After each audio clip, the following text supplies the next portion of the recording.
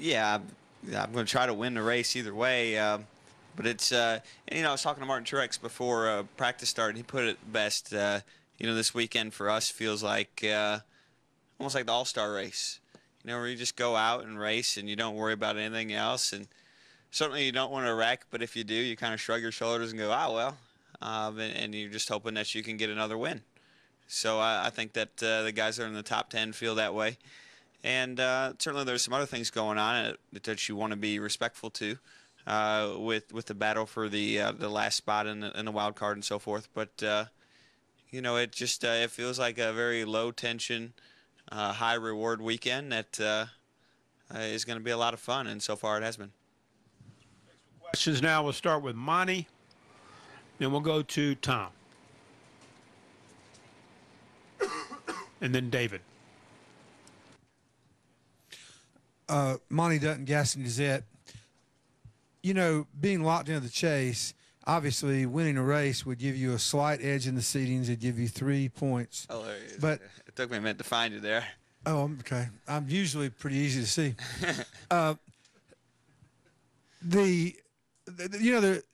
If you're already in the chase, there isn't that much tangible other than just 3 bonus points to race for. And the regular season is all about really being in the top 10, not leading the points. There's no tangible advantage to being the points leader. Sure. But is there an advantage in the experience of the regular season and trying to maintain the consistency that will come in handy in the chase? In other words, being consistent, as long as you're in the top 10, means nothing in the regular season. Sure. But does that process, does that have some tangible reward as a benefit for the chase? I feel that way, and I felt more that way probably last year before the chase, before Tony went on his run, than I do now. But I still feel that some of the resemblance of that.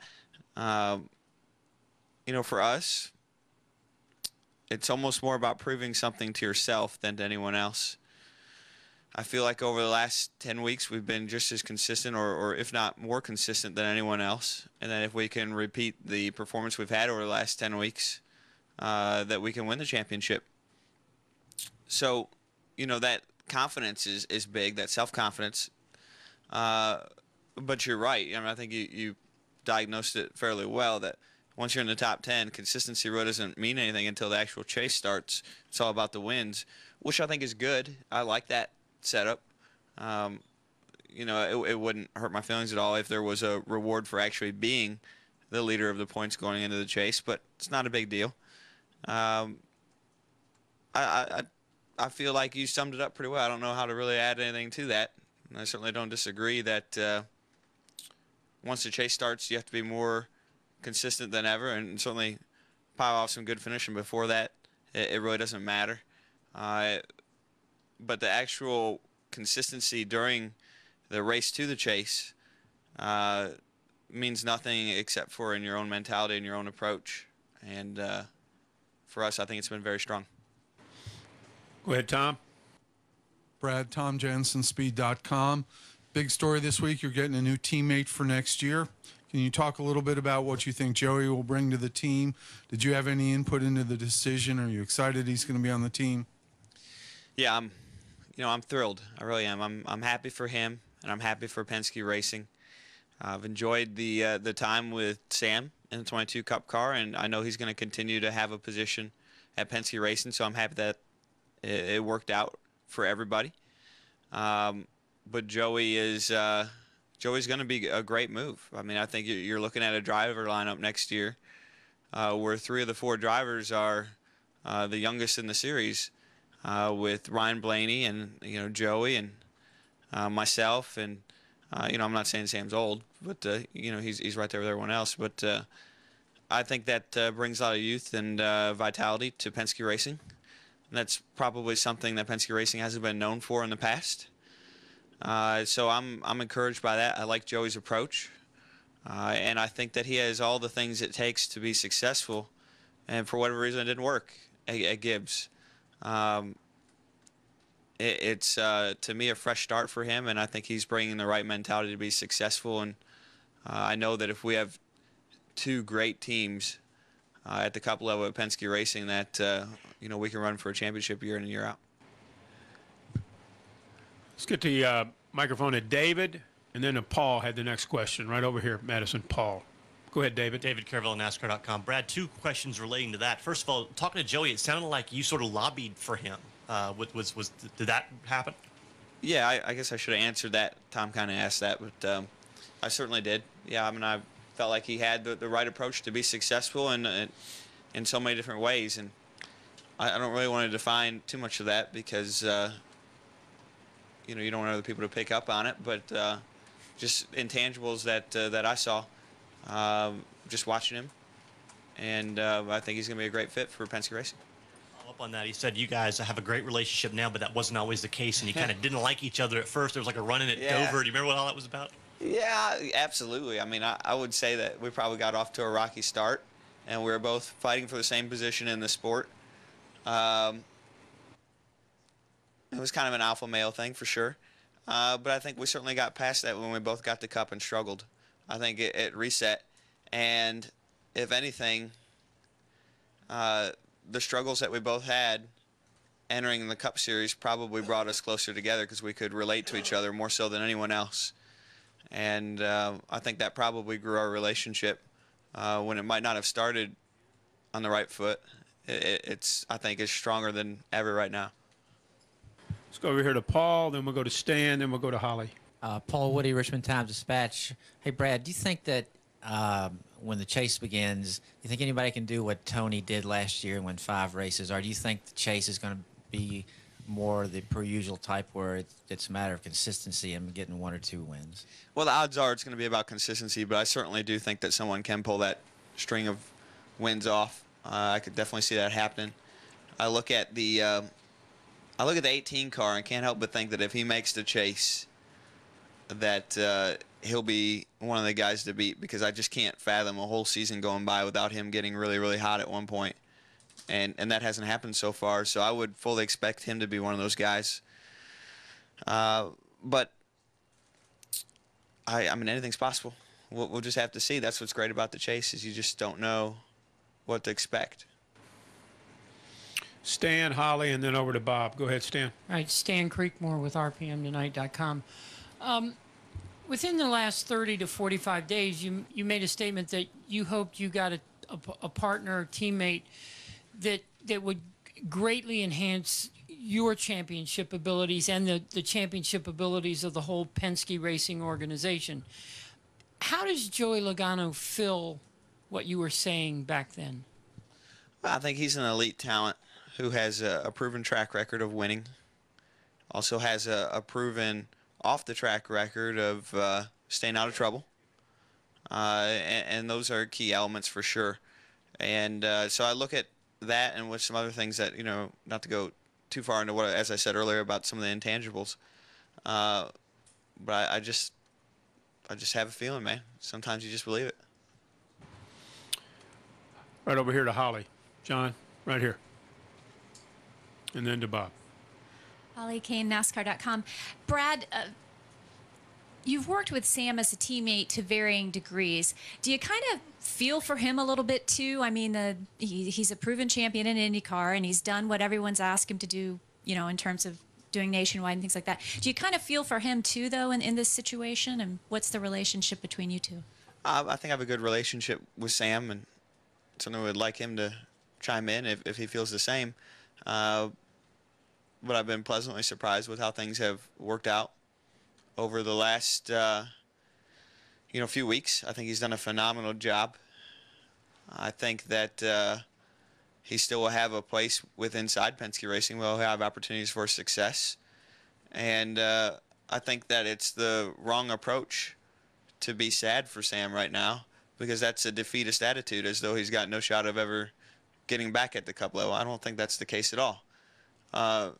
So I'm a little taken back by those that are pleading for sympathy, because for Sam's behalf, because I think that I think he still has just as strong a shot of ever of, especially with his performance over the last few weeks. I think he has just as strong a shot of ever of getting back into a great Cup car at Penske Racing. I think there were some other wheels in motion that probably prevented it on this timeline, but life doesn't always work on the timeline that you want it to.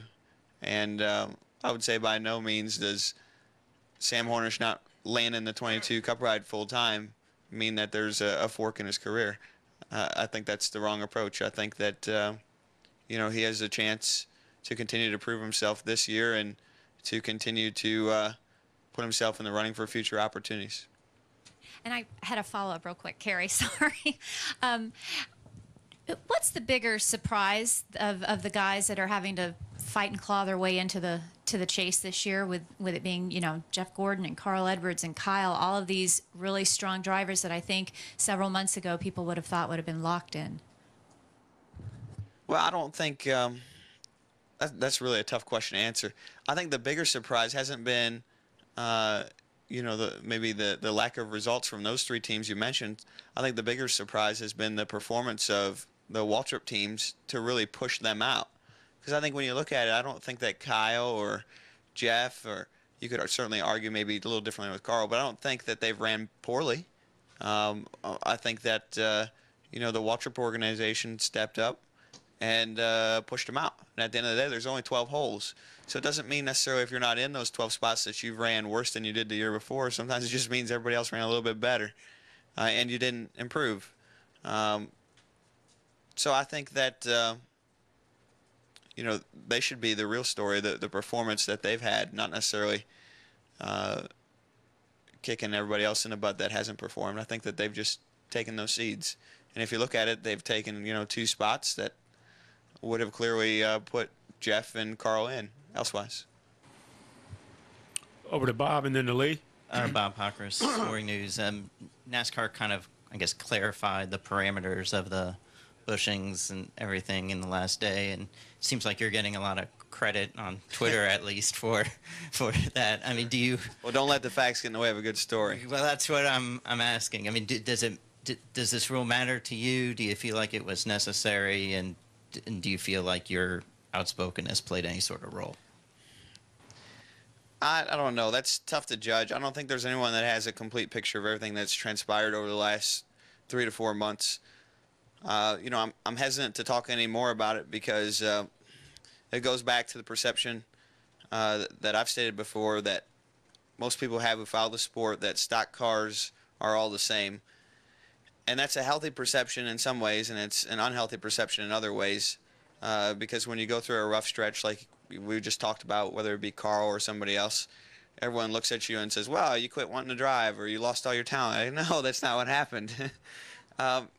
And I think with my team, I feel like we're performing at a very high level with the things that we control and that we believe in. And, that process for allowing those parts to be ran was not one that I think we were really comfortable with or happy with how it played out. I don't think that we've seen the last of how that's all going to play out. And like anything else, I equate it to, perhaps the NBA, where, you can make a rule saying that, traveling is illegal, but, it's how it's enforced that really matters. And if it's enforced on LeBron or not on LeBron and on everyone else, it makes for a different game. So I think the real challenge is how things are enforced, not necessarily what's wrote down on paper, because that's what the rules are. The rules are what's enforced, not what's wrote out on paper. So we'll just have to see. I don't think it's all played out yet. My personal opinion is that the sport, if you look through the history of it, has always had a balancing act between parity and innovation.